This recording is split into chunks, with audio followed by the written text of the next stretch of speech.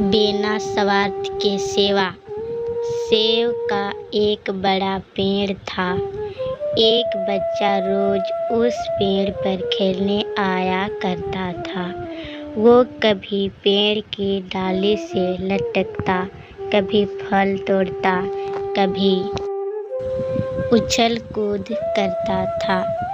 Save का पेड़ भी उस बच्चे से काफ़ी खुश रहता था।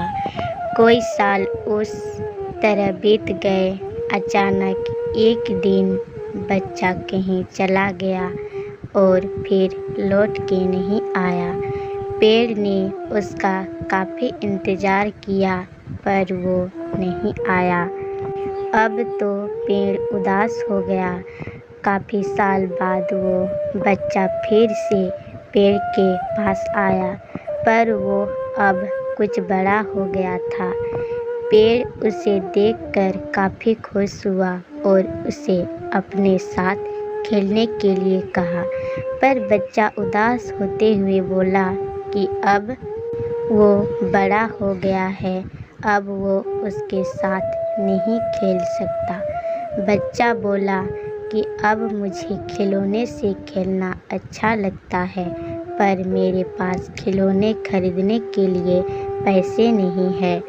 पेड़ बोला, उदास ना हो, तुम मेरे फल तोड़ लो और उन्हें बेचकर खिलौने खरीद लो। बच्चा खुशी खुशी फल तोड़ के ले गया, लेकिन वो फिर बहुत दिनों तक वापस नहीं आया।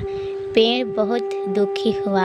अचानक बहुत दिनों बाद बच्चा, जो अब जवान हो गया था, वापस आया। पेड़ बहुत खुश हुआ और उसे अपने साथ खेलने के लिए कहा, पर लड़के ने कहा कि वो पेड़ के साथ नहीं खेल सकता।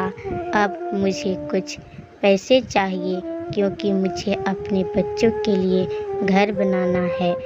पेड़ बोला, मेरी शाखाएं बहुत मजबूत है, तुम इन्हें काट कर ले जाओ और अपना घर बना लो। अब लड़के ने खुशी खुशी सारी शाखाएं काट डाली और लेकर चला गया। वो फिर कभी वापस नहीं आया। बहुत दिनों बाद जब वो वापस आया तो बूढ़ा हो चुका था।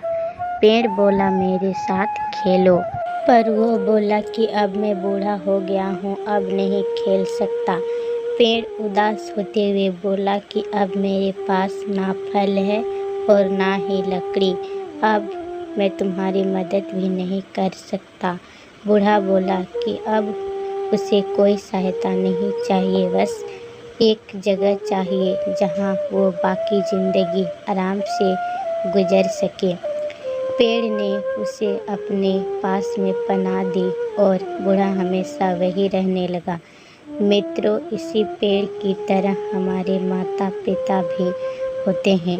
जब हम छोटे होते हैं तो उनके साथ खेलकर बड़े होते हैं और बड़े होकर उन्होंने छोड़ कर चले जाते हैं और तभी वापस आते हैं जब हमें कोई ज़रूरत होती है।